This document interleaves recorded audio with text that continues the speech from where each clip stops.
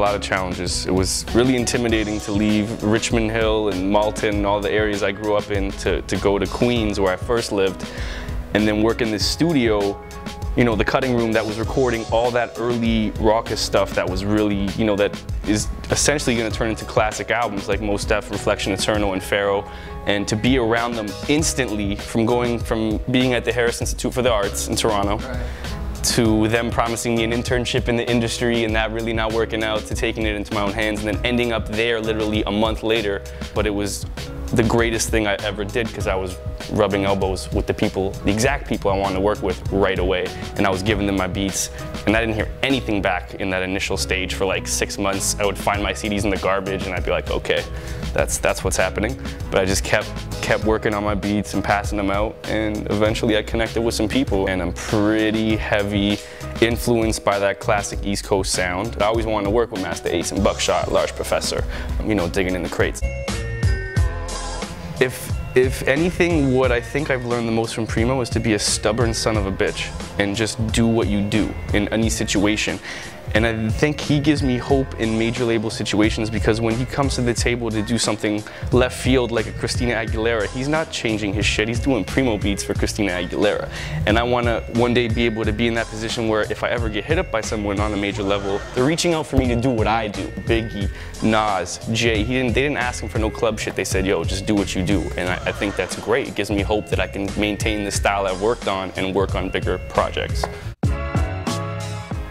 We're not good Canadian producers, we're good producers. You know what I'm saying? Like, and that's my issue with people putting the Canadian. It's like, a lot of people have mixed feelings of adding Canadian. It's like, I don't focus on where you're from. It's like, is your shit good or is it not good? So I feel like we can produce for anybody, any major independent album, and it's good hip hop. It's not good for a Canadian. DJ Khalil, he's essentially what I'm trying to get to that point where he's making beats for the biggest of the big artists right now, and it sounds like some raw shit, it sounds like samples, and it's not. It's him getting funky with musicians, and every time I hear one of his beats, I'm like, good lord, like that's the future to me of keeping the old school values, but moving it forward. And so I'm really inspired by the last few DJ Khalil beats that I heard. It's definitely a compilation album. When I do my Port Authority series, I consider those official albums that I make top to bottom, all to connect and flow as a cohesive project. The Stupendous Adventures of Marco Polo is really a collection of songs from about 2004 to present of a lot of good material that missed deadlines of the last 3 albums I worked on. And I kind of just put it together for the people to have. It's great, man. I'm blessed to have the opportunity to put out consistent projects on pretty much the best or one of the best independent labels to exist. They know what they're doing. They know how to market artists.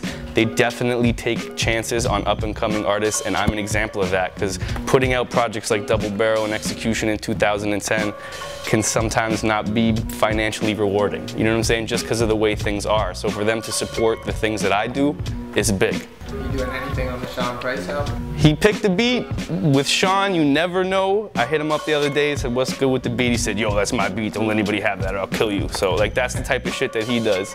So I'm hopeful that'll happen. I just want people to associate my name with consistency and quality. You know, just like how we all grew up on Primo and Pete Rock, and you know, growing up in Toronto, every Tuesday you would go to play the record and you would see records on the wall, and just based on what it said produced by, sometimes you wouldn't even listen to it. You'd just be like, oh, Pete Rock, copping that. Primo, copping that. And I hope one day that I could achieve that same level of success where people just know, oh shit, MP did that, I'm getting that. I don't even need to listen. I trust that it'll be quality.